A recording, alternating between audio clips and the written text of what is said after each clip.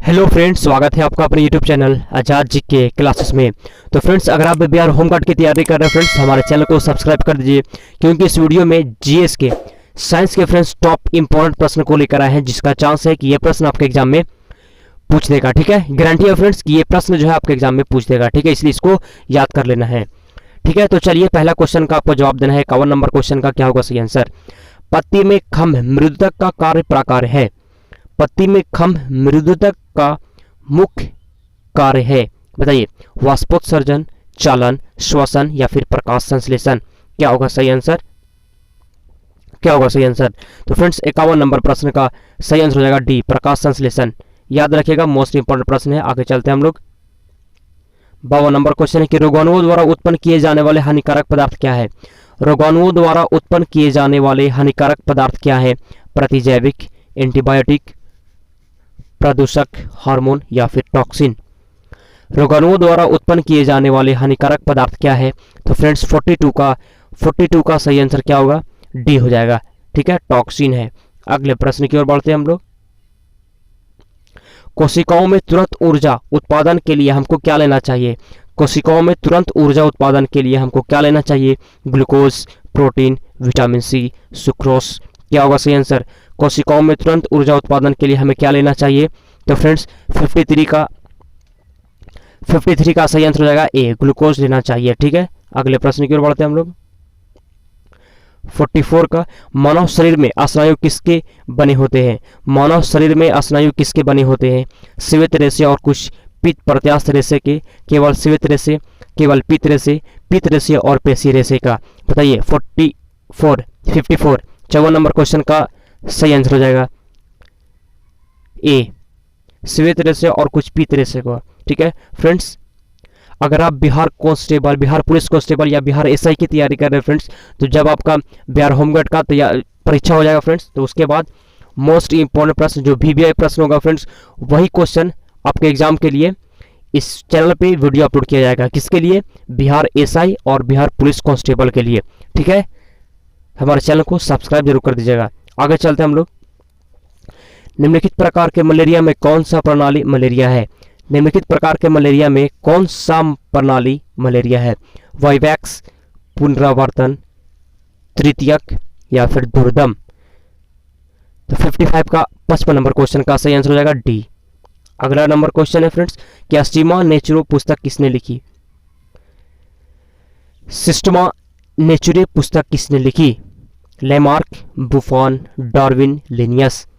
तो 56 का क्या होगा सही आंसर। तो फ्रेंड्स सही आंसर हो जाएगा डी, लिनियस ने। अगले प्रश्न की ओर बढ़ते हैं हम लोग।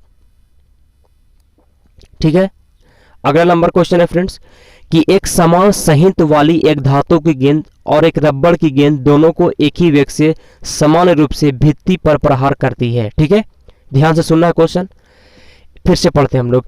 एक समान संहित वाली एक धातु की गेंद और एक रबड़ की गेंद दोनों एक ही वेग से समान रूप से एक भित्ति पर प्रहार करती है। रबड़ की गेंद को प्रतिक्षिप्त होती है और धातु की गेंद प्रतिक्षिप्त नहीं होती।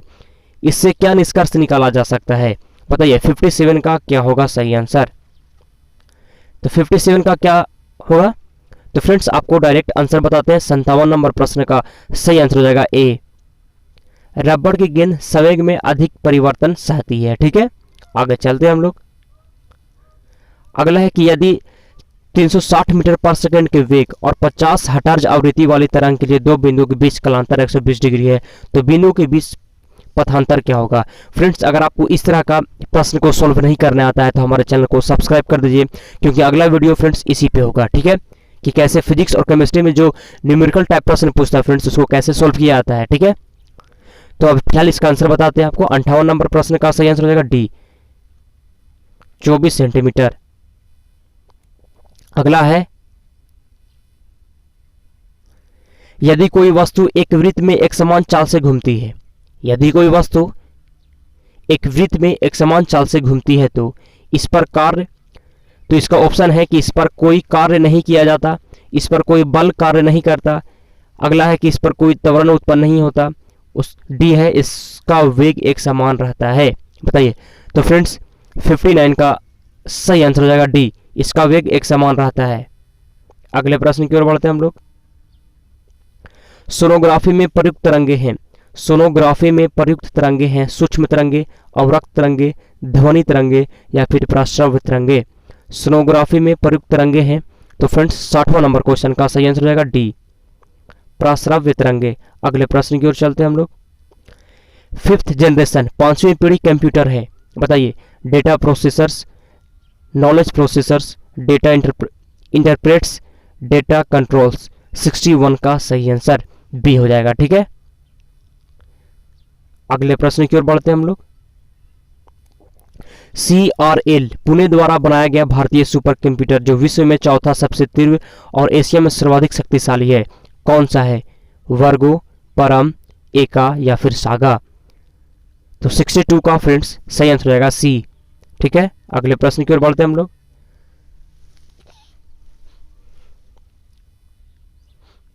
फ्रेंड्स अगला है घोल है, बताइए घोल क्या है?